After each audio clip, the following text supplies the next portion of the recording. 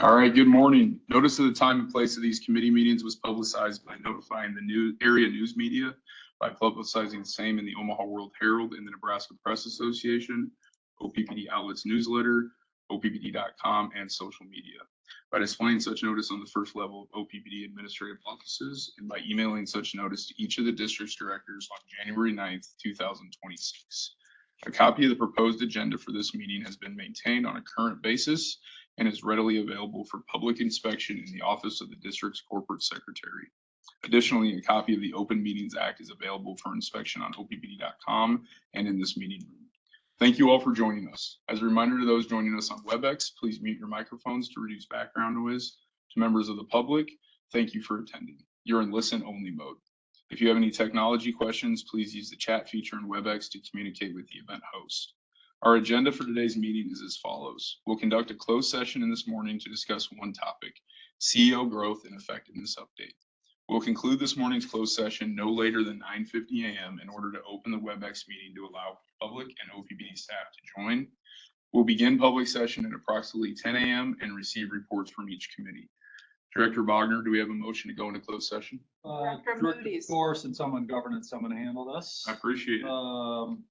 Yes, I move that the board go into closed session at this time, 8:19 a.m. to discuss one topic, CEO growth and effectiveness update.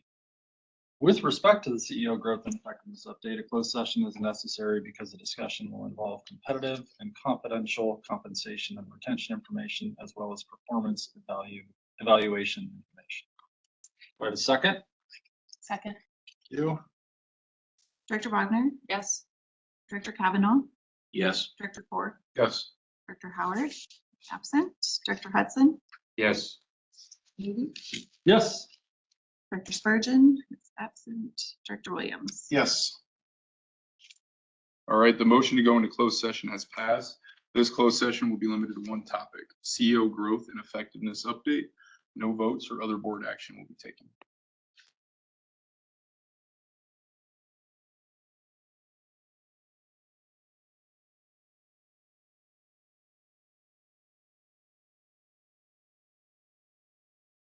Welcome back. A motion and second is required to reconvene in open session. So moved. Second. Director Wagner? Kavanaugh? Yes. Ford? Yes. Howard? Hudson? Yes. Moody? Yes. Spurgeon? Yes. Williams? Yes. All right, thank you. The motion to come out of closed session at 10 a.m. is carried. This closed session was limited discussion regarding CEO growth and effectiveness update. No votes or other board action were taken. Notice of the time and place of these committee meetings was publicized by notifying the area news media, by publicizing the same in the Omaha World Herald and the Nebraska Press Association, OPPD outlets newsletter, OPPD.com, and social media. By displaying such notice on the first level of OPPD administrative offices and by emailing such notice to each of the district's directors on January 9th, 2026. Thank you all for joining us. As a reminder to those joining us on WebEx, please mute your microphones to reduce background noise. To members of the public, thank you for attending. You're in listen-only mode. If you have any technology questions, please use the chat feature in WebEx to communicate with the event host. We'll take public comments at the end of today's meeting, as well as at the board meeting on January 15, 2026, which will be conducted in person at the Omaha Douglas Civic Center and begin at 5 p.m. The public may attend in person or remotely via WebEx by going to OPPD.com. Joining me today in person are my fellow board members, Mike Kavanaugh, John Hudson, Craig Moody, Mary Spurgeon, Eric Williams, Amanda Wagner, and Sarah Howard. Let me know in advance that they'd be absent. We also have members of our executive leadership team, Steve Bruckner, our general counsel with the Fraser Stryker Law Firm, and OPPD staff. Additionally, we currently have 17 attendees in this meeting consisting of OPPD employees and members of the public. To begin with today, committee reports and then a review of board work plan items. The committee reports will be presented by the following directors. Director Spurgeon will report on governance, Director Williams on system management and nuclear oversight, Director Kavanaugh on customer and public engagement, and Director Moody on finance. After the committee reports, we'll move into presentations on oversight and monitoring and governance and board matters. We'll conclude the day with public comments on items of district business. Josh Clark will now give the safety briefing.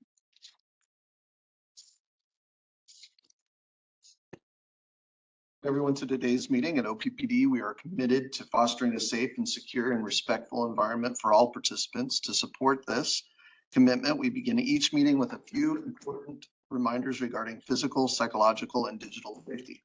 If you're experiencing any type of illness, hopefully not here today, please prioritize your well-being, stay home, rest, stay hydrated, and attend any necessary medical appointments. Wherever you're joining from, it's always a good idea to have an idea of where your emergency exits are, which we have the main one right here. We also have an exit to the back here that will wrap us around. In the case of another type of emergency, we can have staff help us go through the back side of the building as well.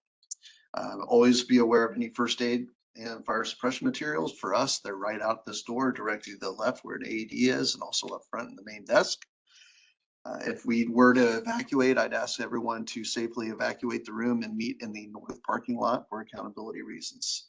If we had any type of severe weather, which luckily I don't think we would, but we would exit this room and then follow the directions of the Blue Cross Blue Shield staff to get us back into one of our storm shelter areas. Always monitor your surroundings for potential hazards, prepare for our changing weather conditions, and remain alert to prevent slips, trips, and falls. If assistance is needed at any point, please go ahead and raise your hand, speak up, let someone from OPPD know. We'll get you help as quickly as possible. Living in a digital world requires us to remain ever vigilant against cyber threats, exercise caution with suspicious emails and unknown links, avoid clicking on content that seems untrustworthy, never hesitate to use the fish alert button in our Outlook system for all of us here at OPPD. At OPPD, we believe that psychological safety is essential to productive and inclusive collaboration. We ask all participants to uphold the following principles: speak and interact with respect, embrace constructive conflict, value diverse perspectives, build trust through transparency, and foster a culture of curiosity and continuous learning. Let's remember OPPD's core values in all that we do. We have a passion to serve, we honor our community, and we care about one another. So with that, I'll turn it back over to you. Thank you. All right, thank you. Now we'll start with committee reports, beginning with Director Spurgeon. Thank you, Chair Ford. The Governance Committee had a meeting on January 6th this month. Items 1 and 2 were dealt with quite quickly, and we moved on to the 2025 annual committee report review with the purpose of evaluating the performance of the Governance Committee to confirm that all the responsibilities described in the committee's charter have been fulfilled. In spite of my careful reading and review, a couple of items had failed to make it on the report the week before the meeting. So we had some edits there. Gratitude and appreciation to the staff who found those omissions and included them. Item 4, election of board officers and standing committee assignments. The full committee received the recommendations, and those are separate items to be dealt with later in today's meeting. We had a quick look at the Governance Committee planning calendar for what will be taken up in February, and then briefly reviewed the items remaining on the board work plan that the Governance Committee gets to take care of this year. Following a quick summary of the meeting, other staff were excused, and we enjoyed about 30 minutes of conversation between board members and executive staff, closing the meeting with just a few minutes past 9 a.m. Committee members present, have you anything to add that I missed? Seeing none, very well.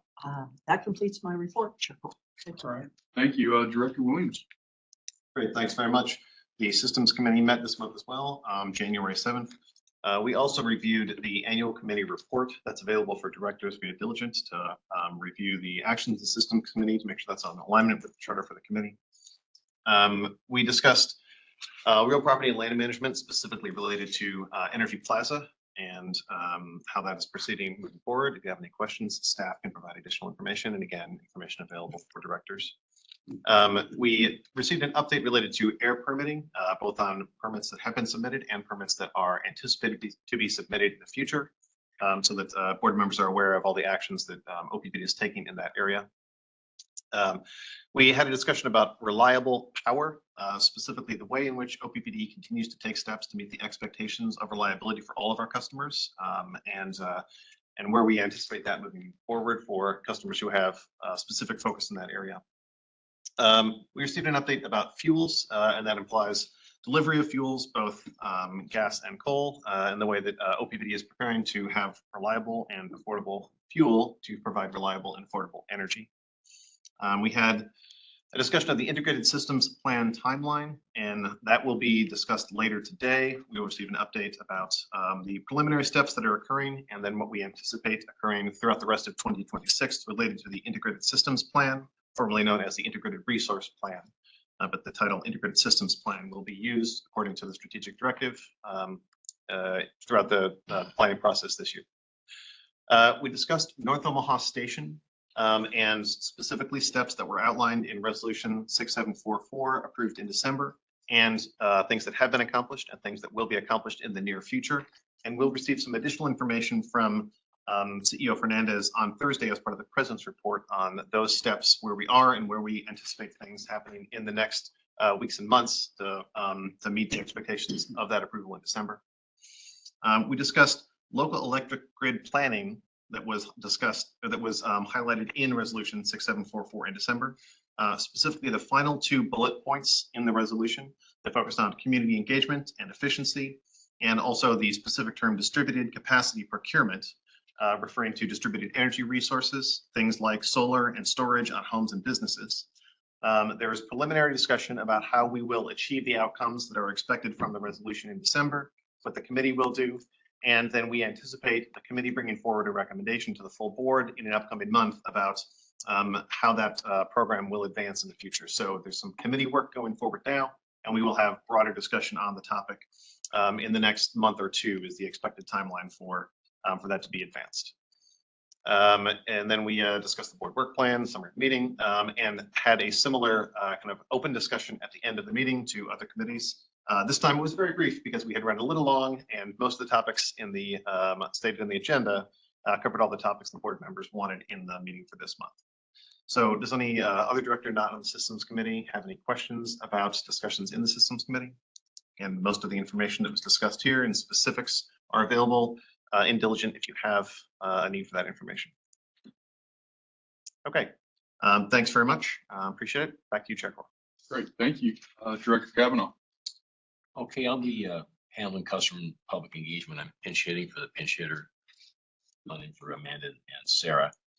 We met on January 5th at 4 o'clock, and you can see the items up there that were discussed. A particular note are, well, there's two item number 4s up there. I don't know what it's about, but anyway, first item 4 was the we received an update on the product and service programs currently going on within the district. And then the second number 4 there is we received our monthly legislative update. Obviously, the Nebraska legislature is back in session now, and we had an update on some of the rumored pending legislation and so forth. We'll be getting to that later on here too in detail later on in this presentation. Then also the item number 5 was the of note was the update on the AMI program as well. And again, we'll be getting updates on that later on here as well. That is about it as far as that brief update on the committee meeting. Great, thank you. Director Moody. Finance committee had no need to meet, so we didn't meet. Awesome, thank you. That concludes our committee reports, and I'll send it to Mr. McRae for AMI. Good morning. There we go. There's Matt. I'm looking back there. So following up on Director Kavanaugh's note about what we covered in CPE, this will be a brief update on AMI. It'll be a more tailored update, not overall on the program, but Matt Hardebeck will join us at the podium, and we'll talk through specifically some of the customer-facing tools and advantages that the AMI program under Brad and Kate's leadership has delivered for the organization and for customers.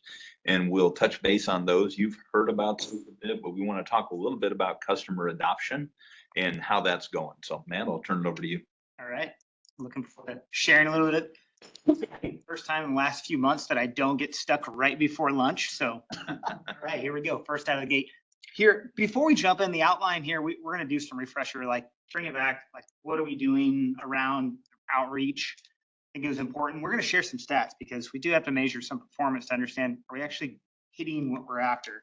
But before we do that, Tim acknowledged something that I think is really important, and I wanted to highlight it. You know, within customer service and public affairs, we really do want to understand not only customer, but also stakeholders' experiences. And we do that in like a quantitative and a qualitative way. So you're going to see some of that today. There's a broad notion of us really want to understand those insights. And then lastly, we really want to make sure we maximize the value adding offerings that we have. So when we talk about releasing My OPPD, it's really important that they're value adding for customers and stakeholders, and we drive really high adoption rates. So we'll talk about that as well. So let's dive in. We have some stats up here. We actually can cover some of this on the next slide, but I wanted to take a step back. As you recall, we started the outreach in the middle of last summer. That was based on a lot of peer utilities inputs and vendor partners, right? So we didn't do this just solely looking at our historical practices on outreach. We reached out to utilities across the nation, said, AMI, how'd you do it? Where were some things that tripped you up? And we based a plan around that and vendor input and what we know about our own customers, because we engage with them every day, right? And our stakeholders.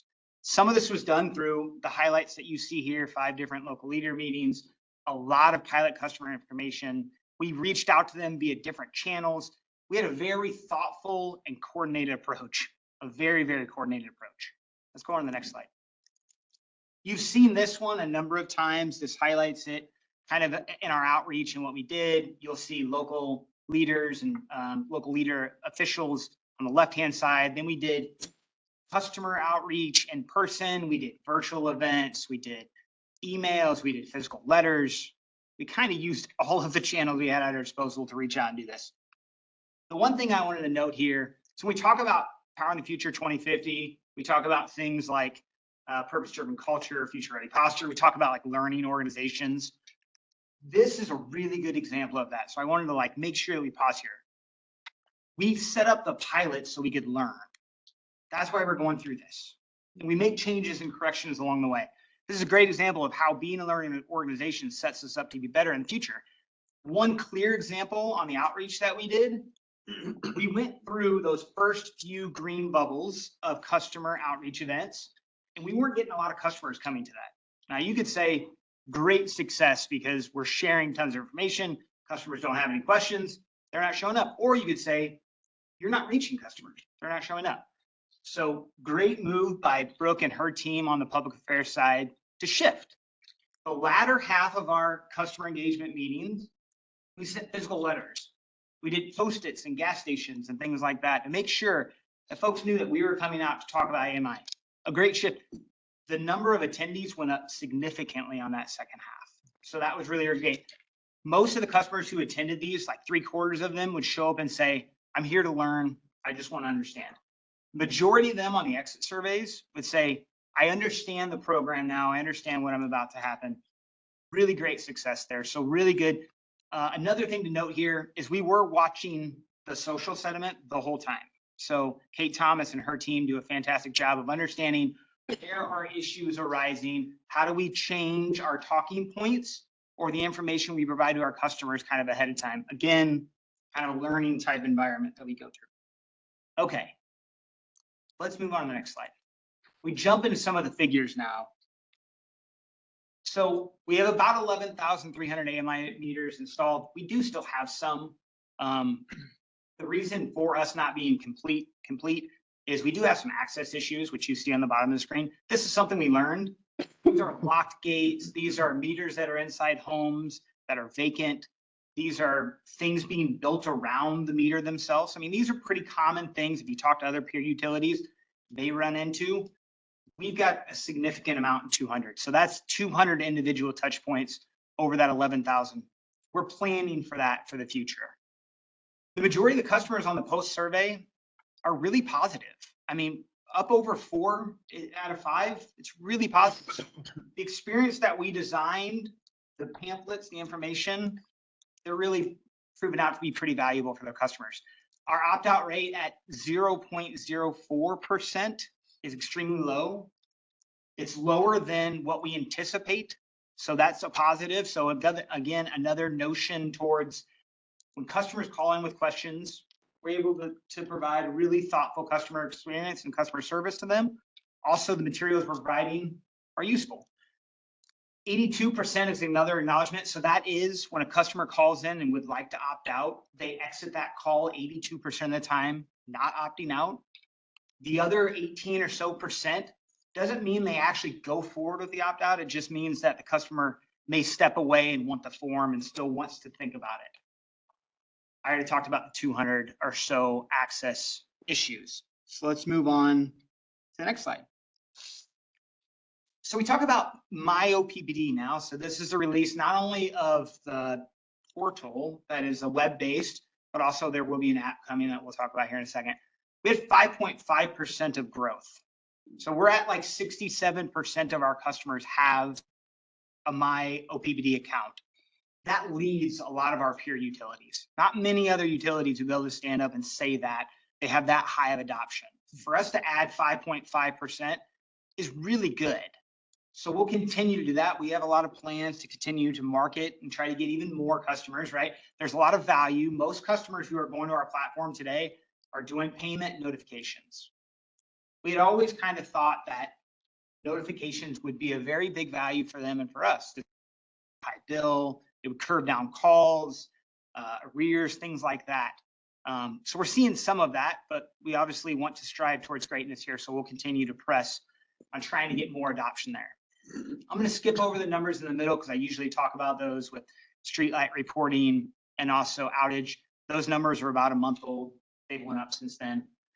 The 93 customers or so that attended the AMI roadshows with a high positive rating, which is really, really great. We did hear some concern, which we had anticipated, and we hear that on our calls too. Those are the three main comments that you hear: the safety, the health, and the data privacy. So we have talking points for that. We provide information directly on our website about those things too, in terms of how we use the data, how safe the AMI meters are. Yes, that covers that slide. Let's move on from here and move on to what's next.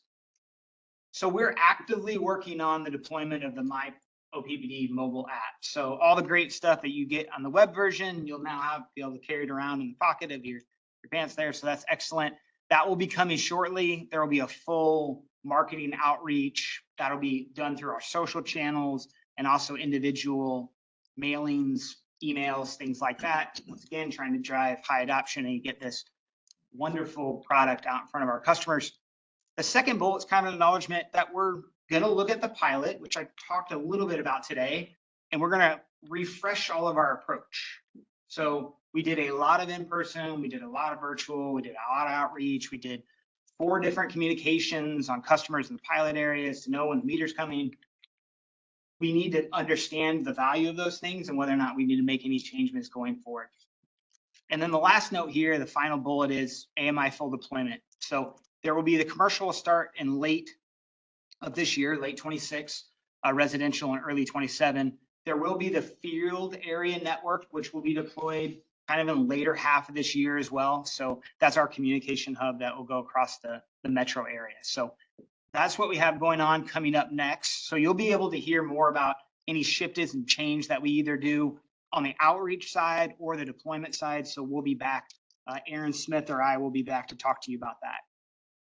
And then last thing, the last slide, you can move on, is if you need more information, I've certainly asked customers to go look. There's a lot of fantastic information. The team did a really, really good job standing up this website. So go check it out. It answers a lot of the questions.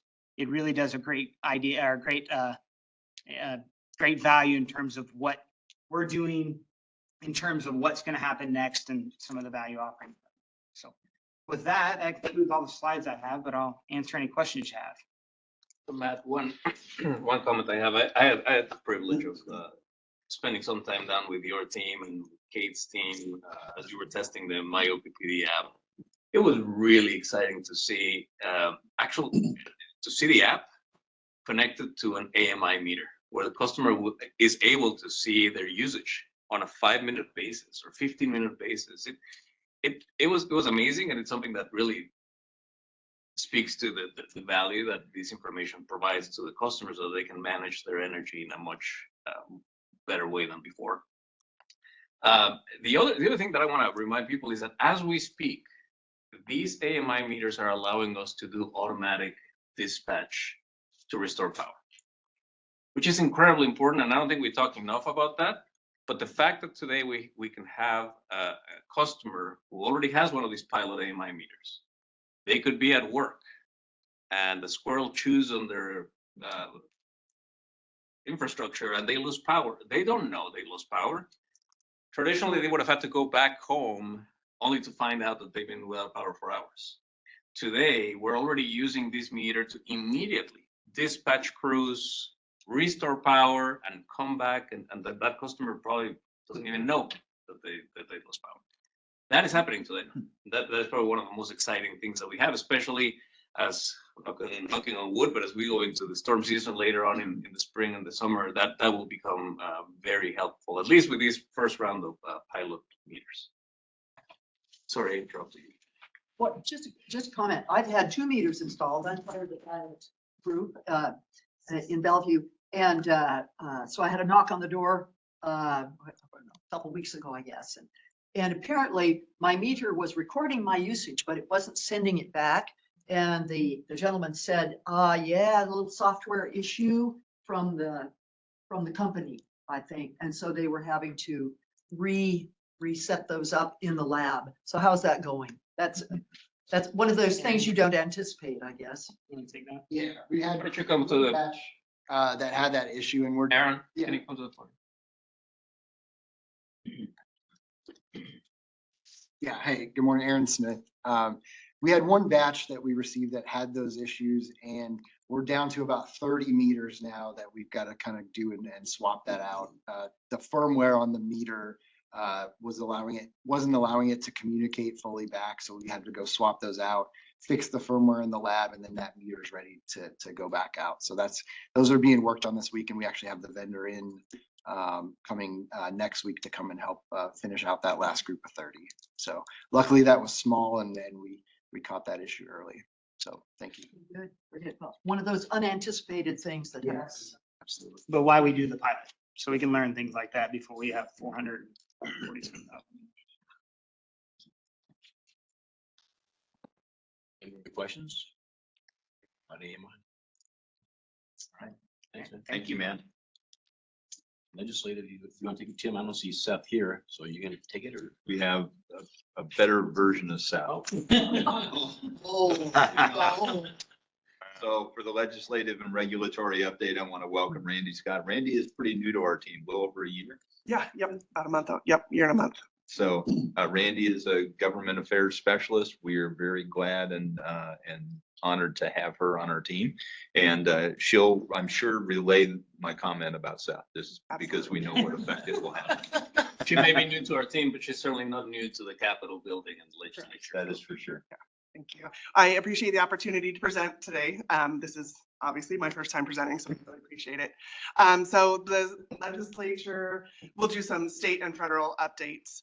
We can go ahead and go to the next slide. So state, we did convene on the 7th. We are currently in day 5 and they started about 10 o'clock this morning. So they will be introducing bills throughout the morning. And this is the first day of actual debate on any items that were carried over from last year. So far, there's been 200 and little under 250 bills introduced so far, and that will continue through the 21st, which is day 10. It always goes through day 10. Sine die, the last day of session is scheduled for April 17th, depending on whether or not there are vetoes or overrides of those vetoes. We may get done early, around a week before, potentially April 10th. So it is the shorter session this year.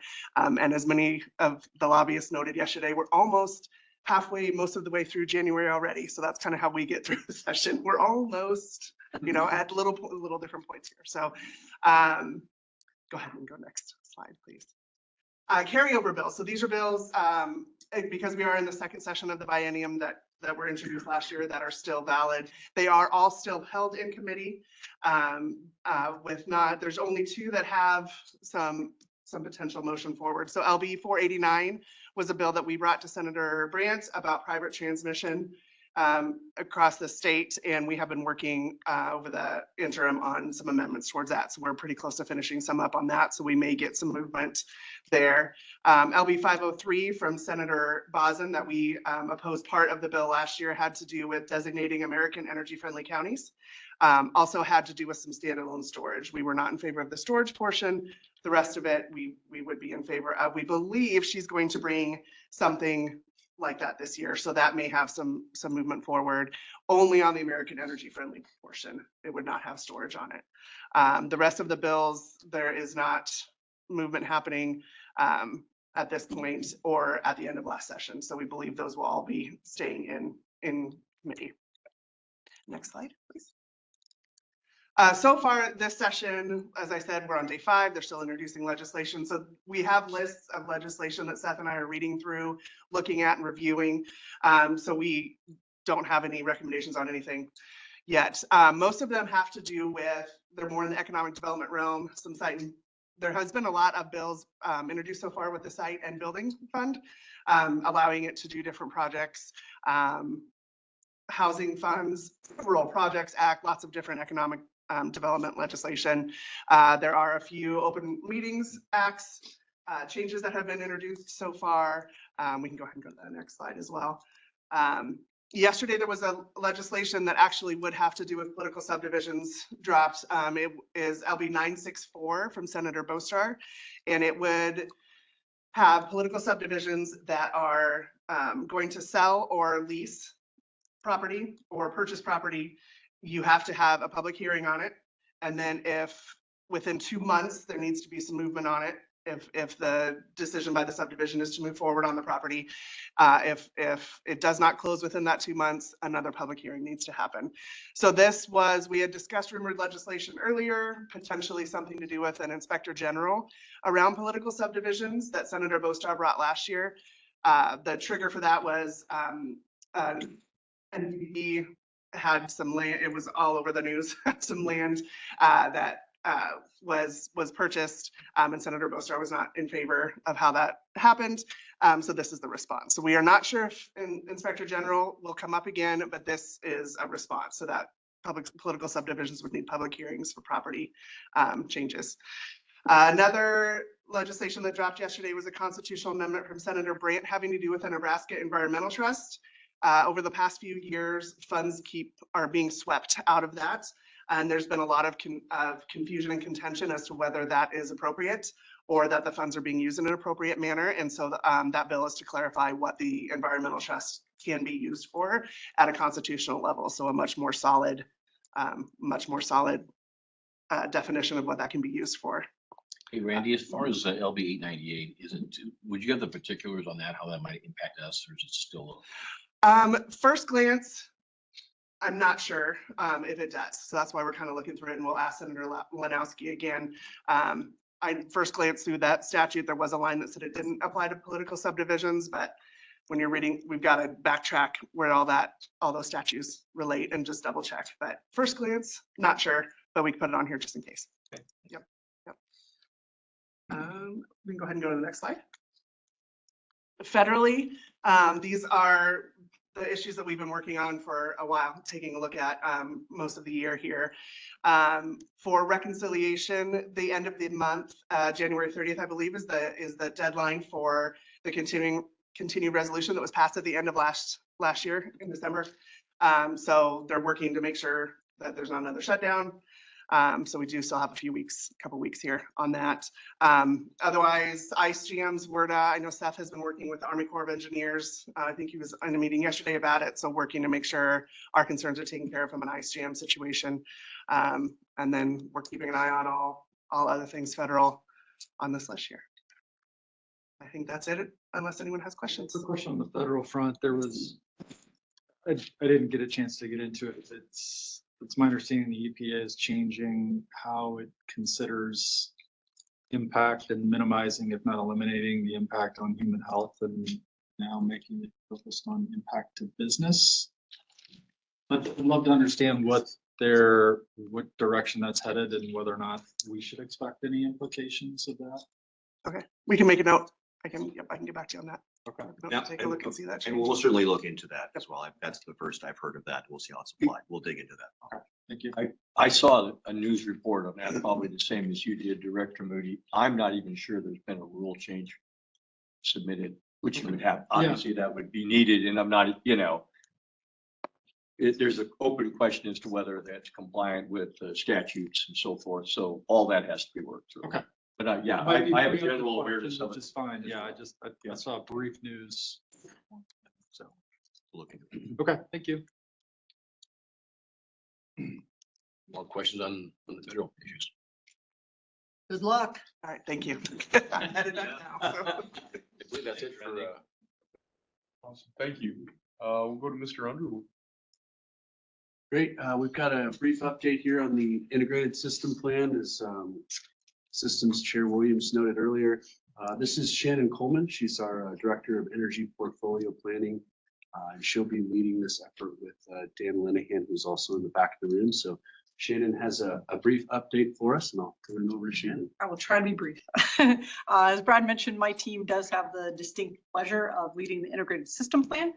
We will be presenting updates on the ISP on a quarterly basis. So we wanted to start this meeting today by introducing high-level concepts. What is the ISP? What are the goals of the ISP? Give you a general idea of the process that's involved, and then touch on a high-level timeline for the coming year. As a recipient of federally generated hydropower, OPPD is required by the Department of Energy's Energy Planning and Management Program to submit an integrated resource plan to the Western Area Power Administration, or WAPA, every 5 years. WAPA does have some specific requirements for the IRP, which include load forecasting, the consideration or evaluation of both supply side and demand side options, an action plan, and opportunities for public participation. It's really important to note that although we're talking about the IRP or ISP in the context of that WAPA submittal, as a part of utility best practices, utilities routinely do conduct this type of comprehensive resource plan. So this is something that we would be doing regardless of the WAPA requirement. So what is an IRP? An integrated resource plan starts with a long-term load forecast and compares that load forecast to the capabilities of our resource portfolio. This comparison then points out what are our future needs for resources and determines the timing and the magnitude of those future resource needs. We do a variety of types of modeling of our system with the addition of different types of future resources. And we really try to be very comprehensive in that and include almost every feasible type of technology option that we can find. And we calculate what's the best combination of resources to add to our current portfolio to best serve future demand. And what does best mean in that sense? We go back to the mission statement and say affordable, reliable, environmentally sensitive. Then we also use a variety of scenarios to find common solutions that say not just what the best solution is today, but what is the common solution that looks good in a variety of future states. And we subject those candidate portfolios to a number of sensitivities to best quantify the risk response of those scenarios or of those portfolio candidate portfolios. You'll note here that both the WAPA requirement and our previous submittal, we're using the term integrated resource plan, and now we're coming to you today saying integrated system plan. This is quite intentional and we think very valuable. In the past, utilities have almost exclusively conducted this type of analysis and this type of study by looking at generation and the utilities' generation needs in isolation without considering the needs of transmission and distribution and customer or demand side solutions. Very recently, a handful in the industry have started to recognize that the interdependence of resources, transmission, and distribution are very important, and that those planning functions should really be coordinated and more integrated. So this time around, we're hopefully expanding from that type of study from just a resource plan to that systems plan, avoid the siloing of those planning functions and really get to more optimization of our system in total. We've contracted with E3 to conduct the majority of the technical modeling and some of the integration for the ISP. You likely will recall their similar involvement in our previous IRP, specific to the Pathways to Decarbonization study and in the near-term generation study. Very important that E3 is one of the very few, if not the only, vendor who has conducted multiple integrated system plans. And so we're very excited to have their expertise and their guidance as we kind of step into something that's new for us. We'll also be performing a fair bit of in-house work. We'll be doing load forecasting, production cost modeling, transmission system modeling, and distribution system modeling. So next slide here. We want to also provide a high-level timeline and step through what you can expect over the next year. The top line here focuses on the technical work, and the bottom line focuses on the stakeholder engagement. So technical work began last year with an RFP for vendor services in July. We then awarded that contract in October, followed by onboarding activities and project scheduling. We're currently in the process of data collection and alignment on what that integration looks like between the modeling and planning functions between resources, transmission, and distribution. This looks to be a pretty intense process for Q1. Then in Q2, we'll move on to finalization of what those modeling inputs look like and what the scenarios look like, and conduct the bulk of the modeling in Q2. In Q3, we plan to finalize modeling and prepare initial results. And then in Q4, we should have final results, incorporate those results into a report, then come back to the board for approval of that final report before we submit that report to WAPA at the end of the year. The bottom line focuses on our stakeholder engagement plan, which we view as a very important and valuable part of this process. As a public power entity, we definitely recognize the responsibility to our customer owners, and their involvement, review, and feedback throughout this process. And as we create this plan is very important. Starting about September of last year, we began the internal process of structuring what that stakeholder engagement plan looks like. The first step of that was pre-engagement. We sent out a survey to a subset of commercial, residential, and industrial customers asking about their preferences for engagement. Those questions included: what types of communications do you prefer? What preferred formats do you have for the opportunities to provide feedback for us and engage with us on what the plan looks like? And what's the frequency of information and feedback that you prefer? We'll use that information to refine our stakeholder engagement process and those outreach efforts for the year ahead. You can see that the remainder of the year is focused on quarterly workshops. The first quarter workshop will be an introduction to the ISP and preparing customers for what that engagement can look like and what their opportunities will be for the year ahead. Quarter two will involve quite a bit. In quarter two, we'll discuss inputs and assumptions for the modeling, talk about modeling scenarios, and then review at a high level, what does resource planning really look like? What are the goals of resource planning? And explore some of the trade-offs that are inherent in resource planning. Then in quarter three, we will center around the review of the initial results, and in quarter four, we'll present those final results. After the final results are presented in the workshop, there will be a 30-day public comment period before we then ask for board approval of the ultimate report. Next steps, we are very focused on data collection and integration of what the modeling needs to look like between all of the different efforts there. So that's kind of our current push right now, as well as trying to plan for workshop number one. Right now, we anticipate workshop number one will be at the beginning of March. So we're kind of planning that effort right now. So if there are any questions on the ISP, happy to help, or there are quite a few individuals in the room who would have additional information too. I've got a couple questions. Beyond board approval, what's our role in this process? I'm sorry. Beyond approval of the final plan, what's the board's role in this process? Where is it, in addition to bringing information to us, like, can you help us understand what our role is in engaging in the process? Certainly. We would definitely invite engagement all along the process as we go in, both in the workshops and in the board meetings when we bring the information. We would also really like encouragement to everyone in the district to attend the workshops. So, you know, some of that publicizing that and encouragement there would definitely help. Dan, I don't know if you have anything else that might be points of board engagement. No, I think you covered it pretty well. Like we talked about, quarterly updates to the board. Systems pre-committee will likely get somewhat more frequent updates as well, but at minimum, board will get quarterly updates, and very much encouraged to participate in the workshops in addition to the board forums as well. Okay, thank you. Talk to me a little bit about timeline. So Q4 26, so end of this year. Could you put a finer point on that? I mean, when are we expected at this point in the timeline to actually submit to WAPA? Is that October, November, December? Our submittal to WAPA will be end of the year, will be December 31st. December 31st. Okay. Got it. So we're anticipating board approval in our December board meeting. That's what that means? Ideally. Okay. Naturally, at the risk of stating the obvious, there's some lead up to that the board would be involved in, Yes. right? Okay. And then trying to connect some dots to our conversation last month. So we're expecting, if not have received GIAs, which is going to initiate SPP study as it relates to North Omaha Station. Could you help us understand how that process sort of fits within the ISP process and what we're expecting? Great question, Brad. I don't know if you want to, we spent a lot of time kind of pushing this back and forth internally. So I don't know if you have. I think fundamentally the expectation is that facilities refueled, retired, and all of this work.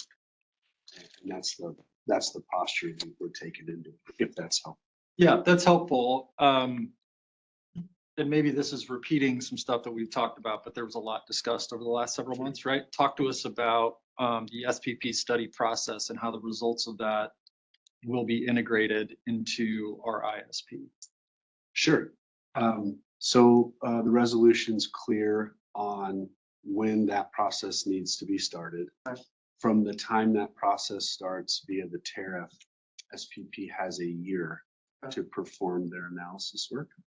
We're cautiously optimistic it may be completed sooner than a year, but we have to generally assume that SPP will use the full time in the tariff they're allotted. Also, I think it's important to acknowledge this is where the S in integrated systems plan comes into play. Traditionally, we have focused this process in the resources, meaning generation resources. What type of generation do we need? We're doing this in a more comprehensive way that includes transmission planning and distribution planning, acknowledging that all these three domains play together, and we really cannot be successful just addressing generation if we don't have transmission and distribution. What the SPP study will address is mostly, if not exclusively, on the transmission side. That is where the tariff and what SPP governs our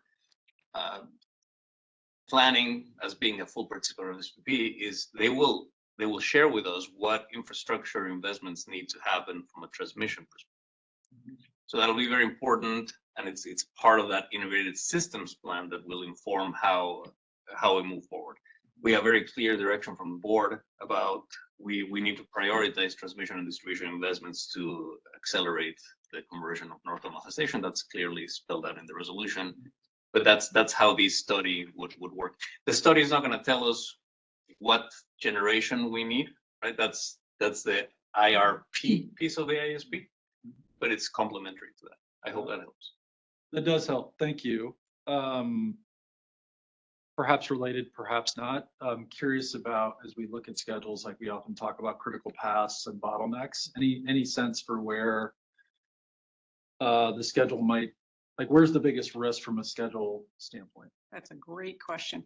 Unfortunately, it's probably Q1. There's a lot of data collection that's required, a lot of alignment around what do the scenarios look like? What are the assumptions around existing units? What are the assumptions around future technologies? So there is a lot of upfront work that is required here, and a lot of back and forth between us and E3 and even all the internal. That's a really heavy lift to compile that kind of information and then gain internal alignment on what those assumptions are. Specific even to North Omaha, what is the earliest assumption we're going to use? What are the delays we might assume as options in the modeling? So it's kind of getting it all ready for the model, and then the press and go is a little bit of an easier part. So definitely in the beginning. So we'll know a lot more by the end of March, in other words, about. I would agree. And I would be remiss if I didn't mention, I've mentioned this before in a setting like this where people, right? We have all the modeling, we have all the partnerships. We have a very small but mighty team that does these on an ongoing basis. So I think it's going to be very important for us managing the organization to give you and your team, Shannon, the time, the space, the resources you need to complete this. There's a lot of expertise and continuity that has to happen, and I think that could become a bottleneck at some point. So that's I would like to call that out. Okay, that's good. Thank you for naming that. My last question. So we've got 4 stakeholder workshops. Is it true that the general audience is all customer owners? Like we're welcoming everyone, doesn't matter size of the customer, residential, commercial, industrial, we're opening that up to everyone. Is that's right? Absolutely, yep. Are there any particular more narrow silos of customer owners that we are focused on reaching out to, whoever they may be, right? Larger customers. Yeah, I don't, Brooke, do you want to touch on some of those efforts? We do have some plans. So just say that even through our pre-engagement work, we reached out to residential, commercial, and industrial customers. And we've got a lengthy list of stakeholders we engage with that we know are interested and involved in the process and have been in the past. We're certainly mindful that the industry is shifting. There's a lot of needs and interests of us. So we're trying to engage now early and often and continue that throughout the process. So among the economic development community, public officials, environmental groups, we've got a pretty robust group that we're engaging with already. Sorry, I said last question. Now this will be my help me understand, like I'm thinking, my simple brain thinks about this as a very like complicated modeling process. So I'm curious maybe what the narrative is to the public, to our customer owners, for how their involvement as a stakeholder will potentially influence a process that's very technical in nature. So could you help maybe just the general public understand what their role and responsibility is in this process? Yeah, I like that question, particularly because it is a little daunting when you look at a very large modeling effort and you know, how can I influence this? And a lot of that again goes back to the Q1 and Q2 workshops, where we really are saying, here are the data inputs, here are the assumptions that we're gonna go into the model with. The public has a really large involvement opportunity there to say, what about this? What about, and ask those questions of, are those the right assumptions? You know, both about the direction OPPD is moving in and the world in general. You know, we kind of have those two avenues parallel at the same time. And that's how we're constructing our scenarios, is to say, what do we think we can affect and the strategies and the direction that OPPD will move in the future? And what do we think the external world will look like that will impact how the market moves, how you know, technology costs are, how fuel costs are, all these things. And so I think that is a really good opportunity for the public to step in there and ask those what about questions. I think that's it kind of opens up, you know, we get a little narrowly focused with what we see every day. So that's definitely an opportunity to widen our focus and allow us to look at other things. Great. Go ahead, please. I might add just a little bit. I think we view opportunities like this as one, both to hear from the public and in turn to do a bit of education on what ends up being a complex business. So acknowledge that often the engagement we get is from those that have the strongest interest and share a perspective. And we're glad and welcome to hear that, because that's really important. And it gives us a chance to play that back to them in a broader context of some of the trade-offs and the balances that have to happen in the decision-making. So we look at that as both an obligation and an opportunity as we engage to both listen and play back and do some education where it makes sense. And I would say that's it's something that I've asked my team to consider, and don't take this as given. The team will decide, but I've asked them to look at best practices, you know, simulation exercises, right? And in a very high level, just something to give the public and potentially the board the notion of, hey, this is not that easy, right? There are trade-offs, and if you put more of these and less of these, what happens to the reliability? What happens to affordability? And sometimes that level of simulation goes a long way in understanding the trade-offs that ultimately the team has to make on a modeling basis. Yeah. Okay, great. You good? I'm good. Thank you. So, Well, kind of, riffing off that a little bit, excuse me. We had some criticism in previous months of not giving some choices about generation options specifically. So this is incredibly complicated. I appreciate that. Will there be we could do A or we could do B? And then talking about those trade-offs as how that. That's a great question. And that's kind of the differential between initial and final results. And the initial results, we'll be able to bring, all of the numbers back, all of the calculations that say, here's how this portfolio performed in this scenario, and compare all those results. And then kind of qualitatively talk about what are the common threads there? How do we want to then compose the answer, the resource plan? Because, all this is called an integrated system plan. It's more of a directional at the end. And then following on in 27 is when we would then expect there to be more concrete resource plan. So we're able to take all those answers and kind of synthesize what are the parts we like, and how do we create that best answer to move forward. So if I may also, Director Murray, you talked about what role the board plays on these, and I think we had a robust discussion on these. The board in the past hasn't had to approve the IRP.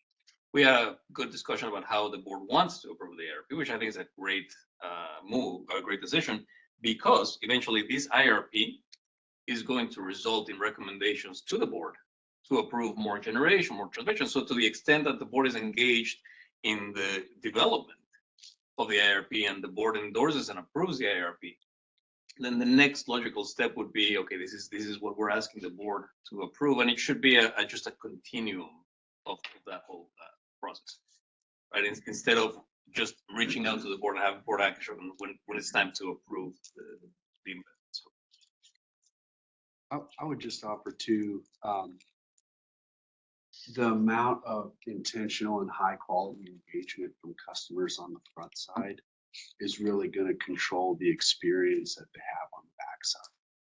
And so for folks that maybe miss workshops, they're going to miss, to Tim's comment, the ability to really understand we don't control market operations, market policy. We only have so much ability to shape a technology cost. We only have so much ability to navigate a supply chain. And so really the connectedness early is what's really going to drive, I think, the ability to understand where we end up. And that's going to be really important. Yeah, I get that. And at the risk of stating the obvious, not everybody's going to be able to be engaged in the first workshop, the second workshop. So we're going to have to be resourceful in figuring out how we're going to get them up to speed so that if they do have an opportunity to plug in later, they're not handicapped in that way. Like, you're totally right. And people are going to show up at different times. Yeah. I think if I could make one more comment briefly, one of the biggest issues that's been the most challenging in the last 5 to 7 years in this space, I think many in the room know this, but it's the dynamic nature of things. If you have a policy change, if you have a tax law change, if you have a large scale shift in load, all of these plans get pressured in really unique ways. And I think that tends to be where we lose people sometimes. And so being able to talk about, I'll say, not the fundamentals, but really the relational aspect of some of these issues early, hopefully helps people feel more connected to what we're doing and the things we can influence versus the things we have to operate within. And I think that'll be important. I would also offer that your last question is a really important thing that we're considering in the stakeholder engagement plan is how do we account for that? How do we prepare materials that people can catch up to the discussion? What's the best manner to do that, and to encourage people to kind of go back and do their homework, engage in workshops. So good question. One more question. You're a new face to the board, Shannon. If you wouldn't mind, could you tell us a little bit about about your background and what prepares you for this leadership role? Sure. Well, thank you for asking. I am a mechanical engineer. I spent many years doing industrial design work in district energy systems, working for a couple design firms in the area. And my position before this was at Municipal Energy Agency of Nebraska, where I also was manager of resource planning, conducted 2 IRPs for them. And I don't know if you're familiar with MEAN, but they operate in MISO, SPP, and in the West. So there's kind of a broad range there and a lot of considerations to be taken care of there. And then I moved here to OPPD as manager of resource planning and recently director of energy portfolio planning. Thank you very much. Thank you. Thank you.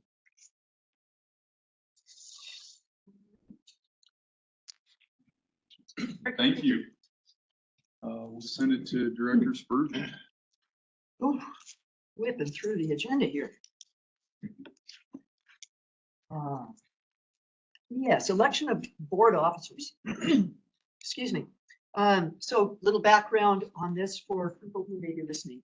In preparation for the 2025 board workshop held in August of each year, board members were surveyed regarding the helpfulness and clarity of the governance documents that guide this board of directors. In regard to GP5, election of board officers, one board member noted that the process for arriving at the 2025 slate of officers was not clear. 2 members of the ELT commented that the 2025 process appeared to depart from the customary practice of previous years.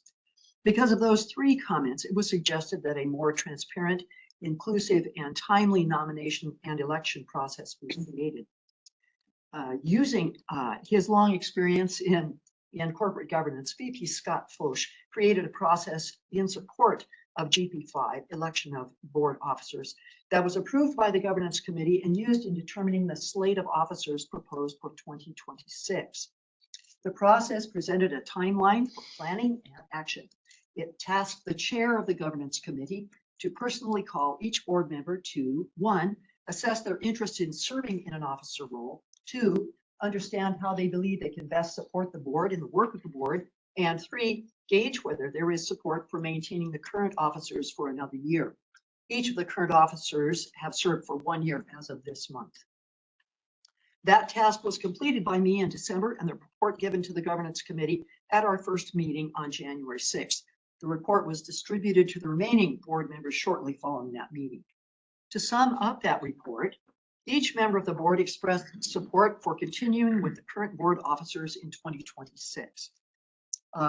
So before I invite comments or discussion, I would like to read the 2nd and 3rd bullets from GP5, election of board officers, just to remind directors of some other details of importance. 2nd bullet. The governance committee shall recommend a slate of officers to the full board no later than the regular board meeting in January. The board may approve the committee's recommendation or consider alternative recommendations. Any director may place a nomination for any officer position, either in advance of the meeting or from the floor during the meeting at which the elections are held. Directors may self-nominate. And 3rd bullet, the officer election shall be conducted in an open and transparent manner. If there is more than 1 nominee for a position, voting should be conducted by roll call unless there is a request for a secret ballot. If there is a request for secret ballot, the board shall vote on whether to use a secret ballot by roll call vote before conducting the vote on approval of the board officer. No second is required. A majority vote of the board is required to elect an officer. In the event of a tie, the board shall revote until a candidate receives a majority vote. So we could see the slate here. So that's the slate that's being forwarded for consideration. So members, any questions or discussion?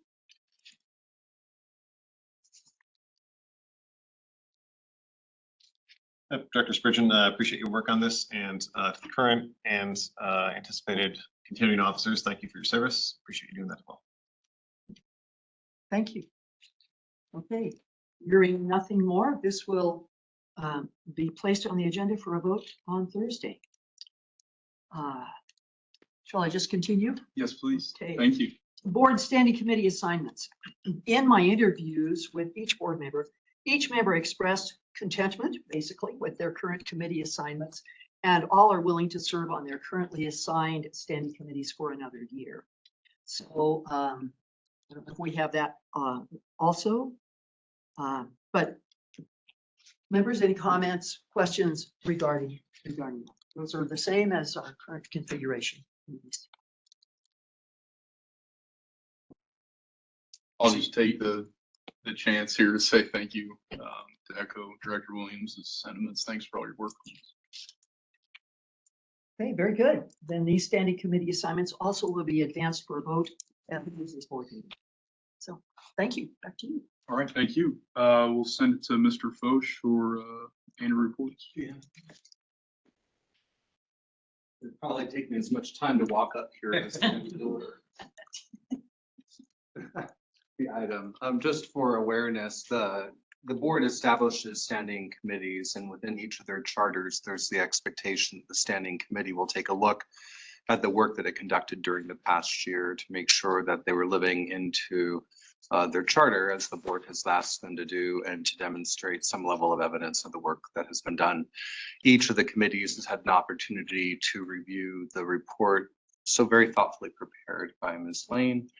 And with the feedback from those discussions, reports have been revised. They'll be submitted for review and approval, actually for approval during the Thursday board meeting. Any comments or questions?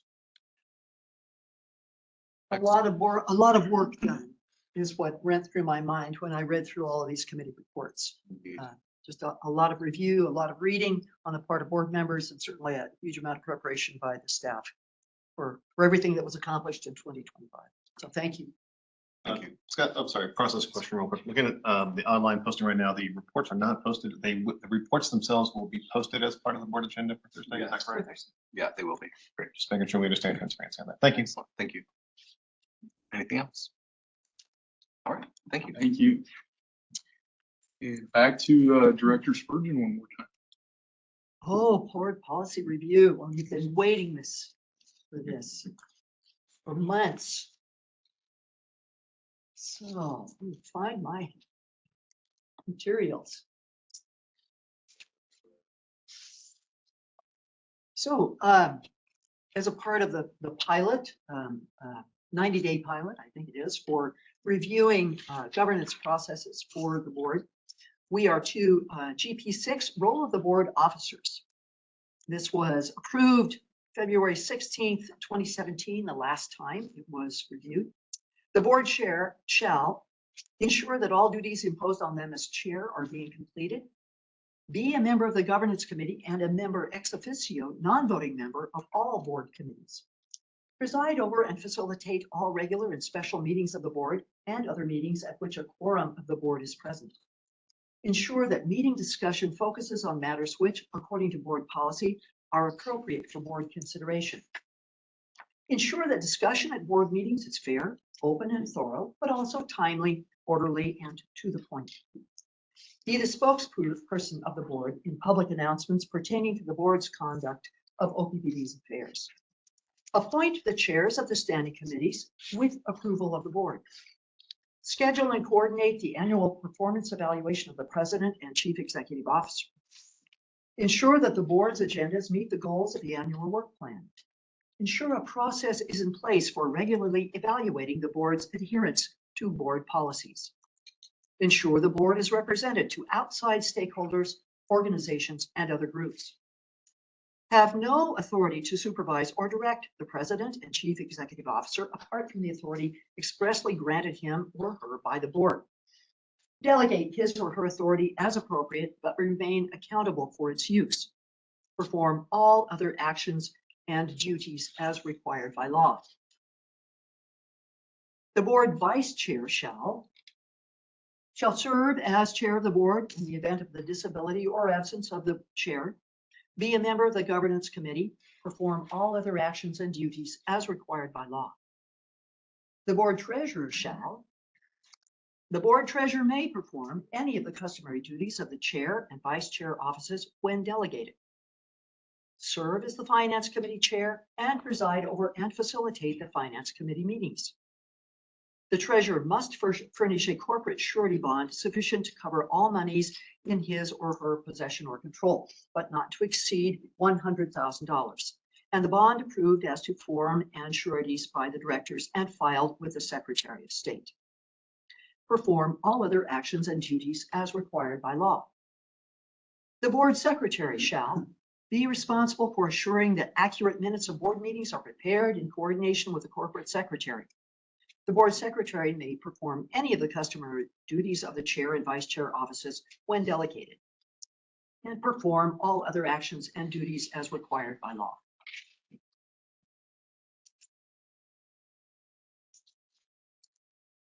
Next is GP9, board committee chairs.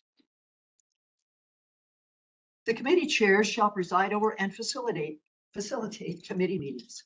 Specifically, the committee chair shall schedule and cancel any meetings at their discretion, in addition to the regularly scheduled public committee meetings prior to the regular board meeting. Review and approve the committee agendas prior to circulation of the public notice of the meeting.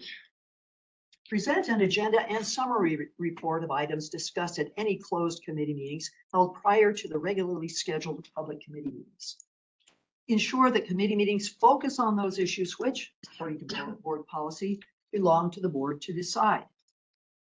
Ensure that discussion is fair, open and thorough, but also timely, orderly, and kept to the point.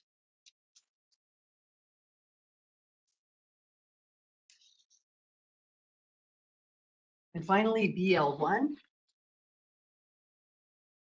board, president, and chief executive officer relationship. The corporate powers of OPPD shall be vested in the board of directors and shall be exercised in such manner as to confer upon OPPD's customer owners the benefits of a successful and profitable operation and conduct of its business. The board of directors operates under the provisions of the Nebraska Revised Statutes, Chapter 70, Article 6, also known as the Enabling Act.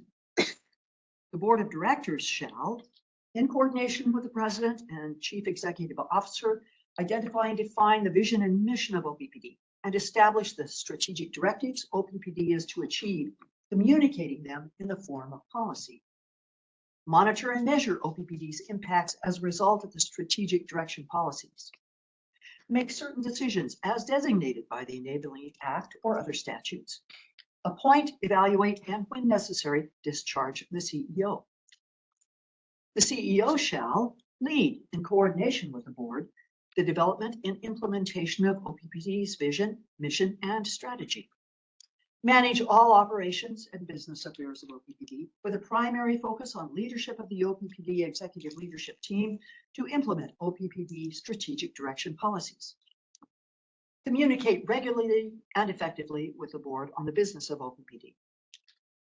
Manage the implementation of systems and policies that enable OPPD to conduct its activities both lawfully and ethically.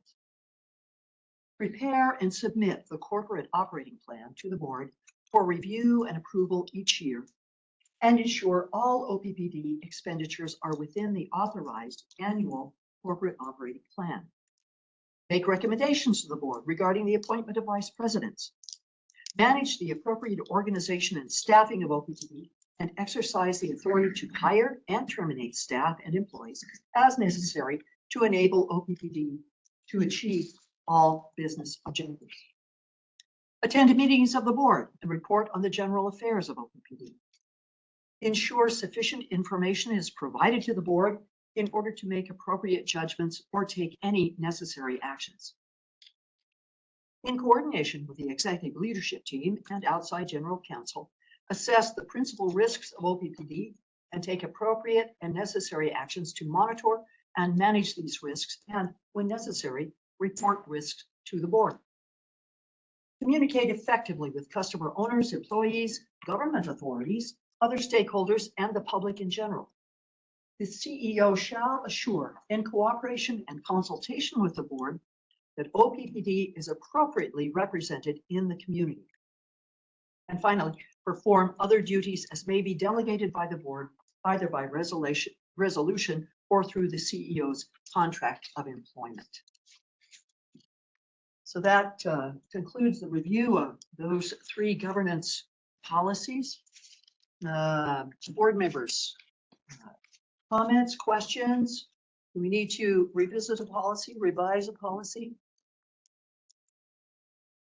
Let me know.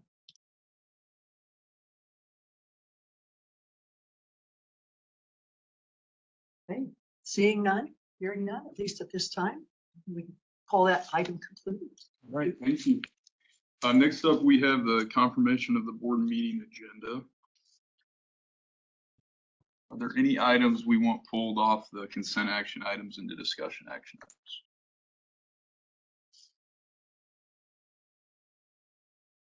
Steve, are we okay, having the, board, the election of board officers in consent? We okay on that at all? They don't have to go run separately or? It does not need to be voted on separately. There needs to be a roll call vote as well, which there will be for the consent items. So, Okay. it's okay. It's, you know, given it's the same officers and standing committees, it's probably all right, but you could do it separately. You could do it together. Does anybody want, would anybody like 8 or 9 pulled to discussion action items? Aaron, I think we're good with the agenda as is. Thank you, everyone. We'll move to public comments. Before we adjourn today, we'll take public items. Excuse me, we'll take comments from the public on items of district business. Is there anyone in the room that would like to make a comment? All right, seeing no one in the room. We also take comments online. For WebEx attendees, if you wish to make a comment, please send the meeting host a message using the chat feature or utilize the hand raise feature. Detailed instructions can be found on the OPPD website at the link shown on the screen. When I call on a member of the public to speak, please affirm that we can hear you before commencing with your comments. Please state your name, address, and the name of any organization or person you represent. Each individual will be allotted 3 minutes per matter pending. To assist you, we'll use the timer on the screen and signal you when 30 seconds remain, as well as when time is up. If you have written materials, please email them to corporatesecretary@oppd.com and they'll be received on our behalf. For all attendees, please direct your comments to me. I'll either respond to you directly or defer response to another board member or officer of the district. The board values and welcomes civil, respectful, clear, and concise communication from the public. During public comments, speakers should refrain from repetitious, profane, or irrelevant comments. Speakers shall refrain from polling the board as such vote is not on the agenda and prohibited by the law.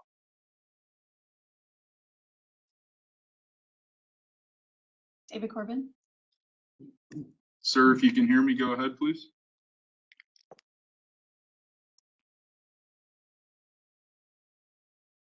Can you hear me?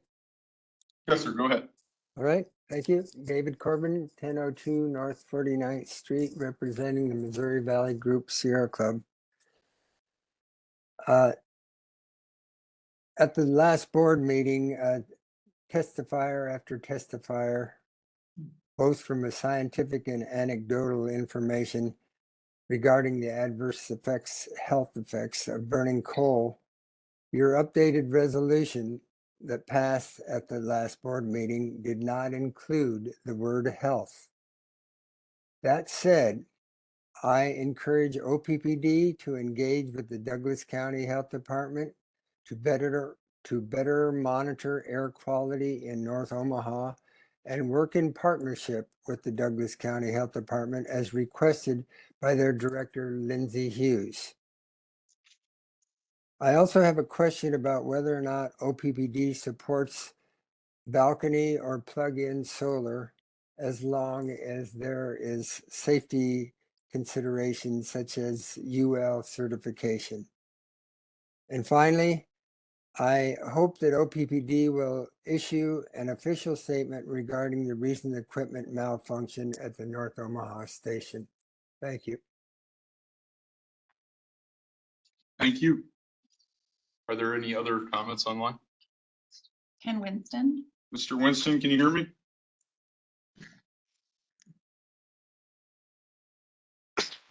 Hello, am I audible?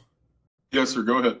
Okay, thank you. Ken Winston, representing the Nebraska chapter of the Sierra Club. Mostly wanted to just echo the comments that David Corbin just made.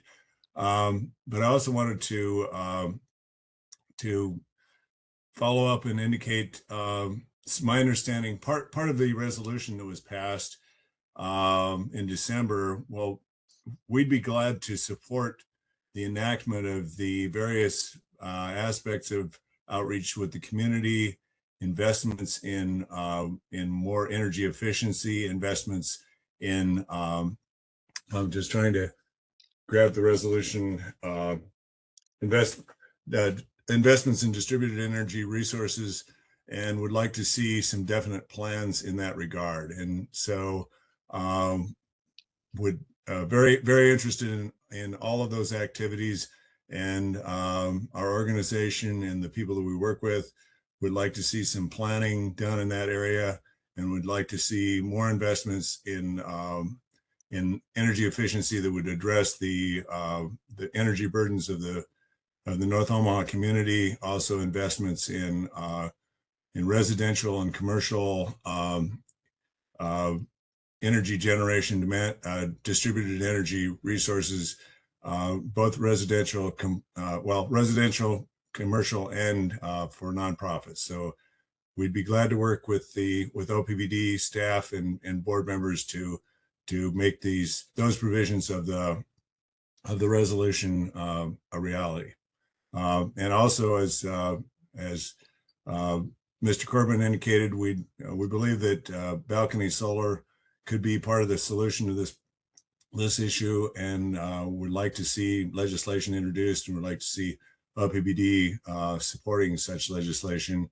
And then finally, as he indicated, we'd like to see a specific statement about the North Omaha, what happened at the North Omaha plant. We think that that's indicative of reasons why it should not have been approved for additional, that it does not address the reliability concerns that were repeatedly raised, and also that it will be both unreliable and inexpensive to continue to operate North Omaha.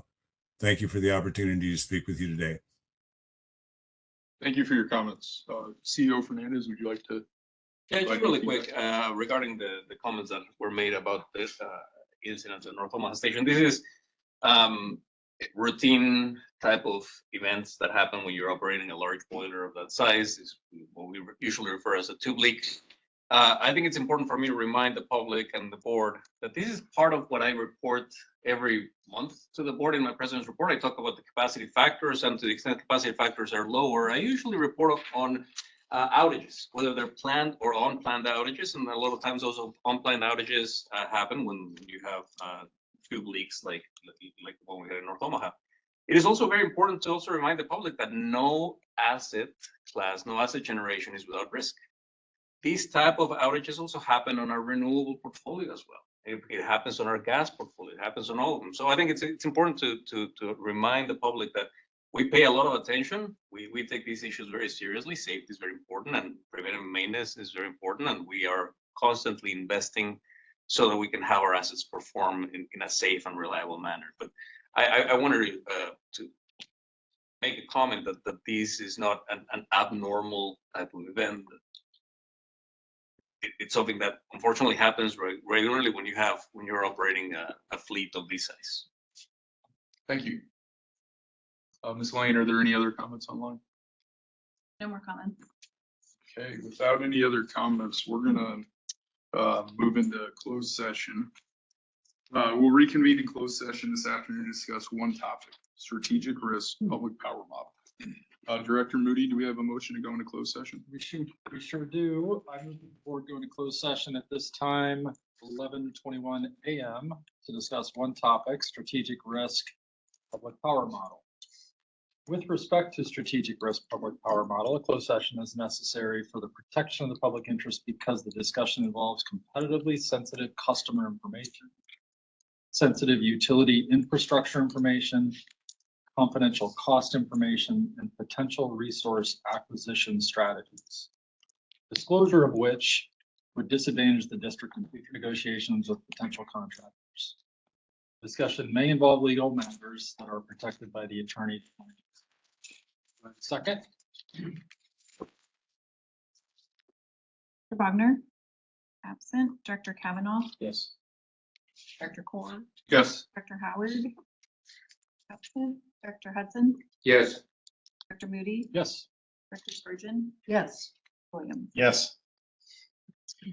Right, the motion to go into closed session is passed. This closed session will be limited to one topic, strategic risk public power model. No votes or other board action will be taken. All right, welcome back. A motion and second is required to reconvene in open session. So moved. Second. Director Wagner, absent. Director Kavanaugh, Yes. Director Core, Yes. Howard. Yes. Director Hudson, Yes. Director Moody, Yes. Director Spurgeon, Yes. Director Williams. Yes. All right, thank you. The motion to come out of closed session at 1:21 PM is carried. This closed session was limited to discussion regarding one topic, strategic risk resource adequacy, public power model. No votes or other board actions were taken. And with that, our meeting is adjourned at 1:21 PM. Thank you, everyone.